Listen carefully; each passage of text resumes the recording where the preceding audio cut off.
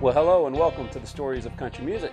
Today we're going to look at Dolly Parton's song, Joshua, which was her first #1 back in 1970, I think the latter part of 1970.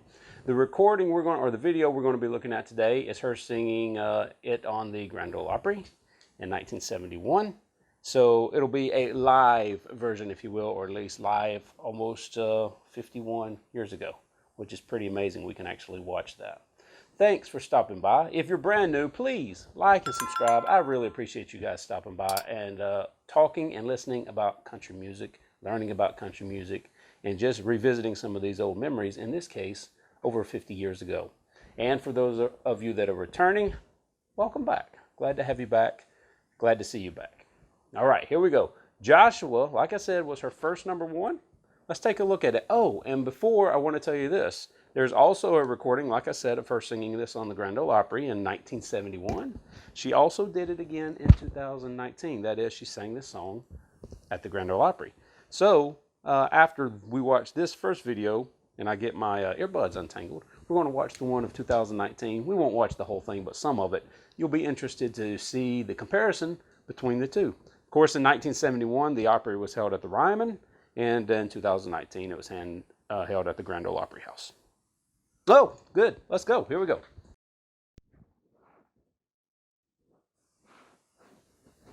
It's always a real thrill for me to introduce this beautiful little Porter lady. Wagner. She's going to sing for you a #1 country song she wrote and recorded, titled Joshua, Miss Dolly Parton.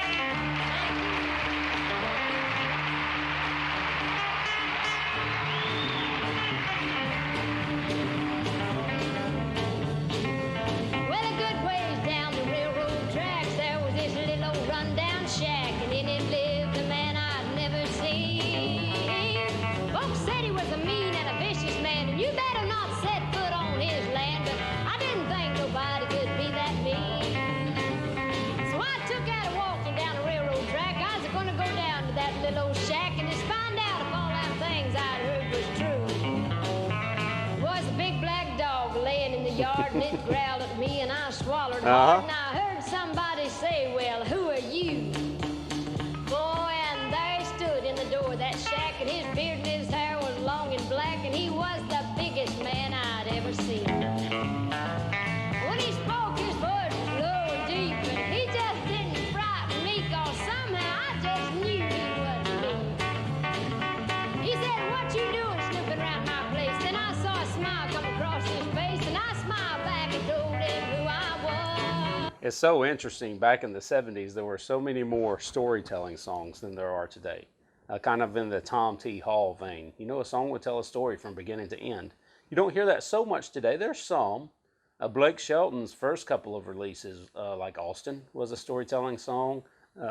Old Red, I believe was the name of it. It was a storytelling song that Blake Shelton sang. And you'll still come across some, but just not as many as were written back in the 1970s. We have to have our beat, our verse, and straight to the chorus as fast as we can get there. That's what modern radio is about, especially on the countryside. But anyway, a nice, interesting storytelling song here. Come on in, pull you up a chair. Might as well, since you're already here. He said you can just call me Josh. Joshua, Joshua, what's good living here all alone? Joshua, Joshua, ain't you got nobody to call your own? No, no. There we go.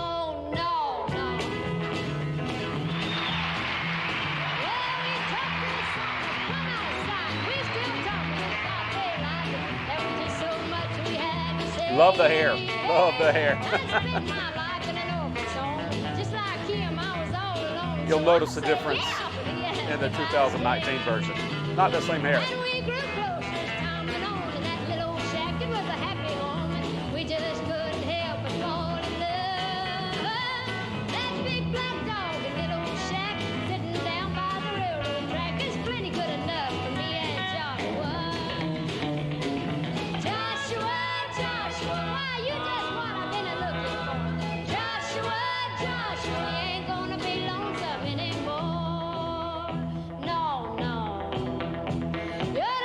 Oh, okay.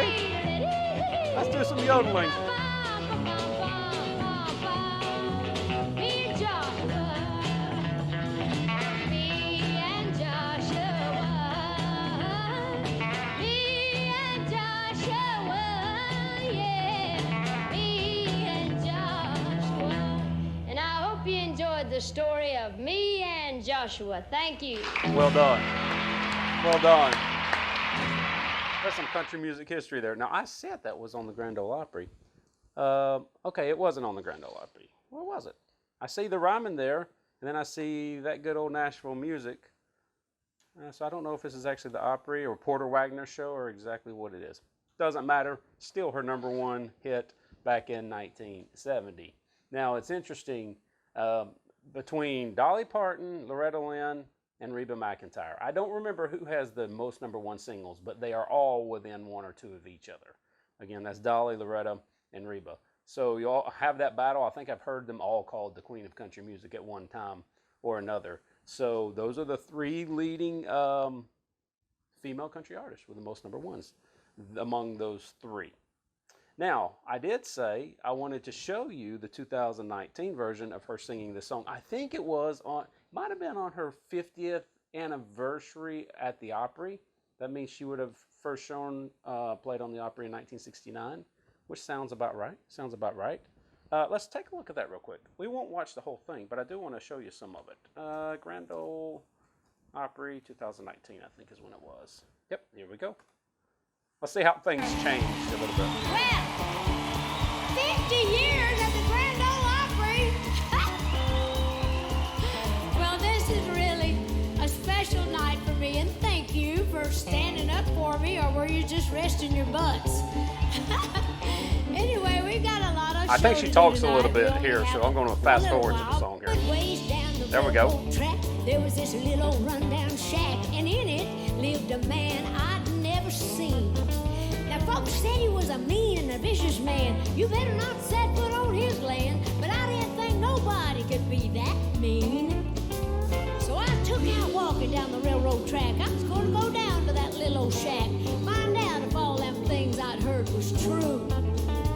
There was a big black dog laying out in the yard. It growled at me, and I swallowed hard, and I heard somebody say, "Well, who are you?"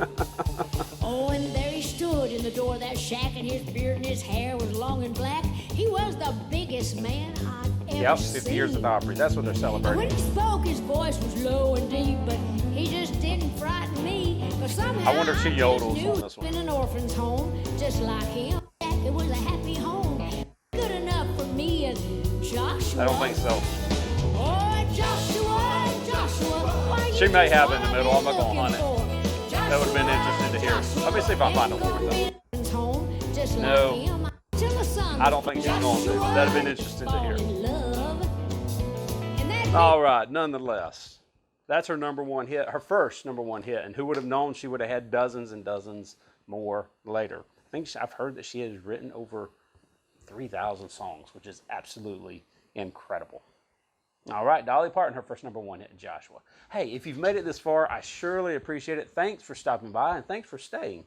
If you don't mind, would you please like and subscribe if you haven't yet? And also, there in the video description below is a link to Patreon. If you'd like to take a look at that, we surely would appreciate it. Right now, I spend so much time editing the videos, more time editing than I do making them and researching them. I'd like to get to where I could hire somebody to help edit these videos so I can make more, but maybe that day will come soon. Any help you can provide, I'd certainly appreciate it. All right, enough of that. Either way, no matter what you do, thanks for stopping by.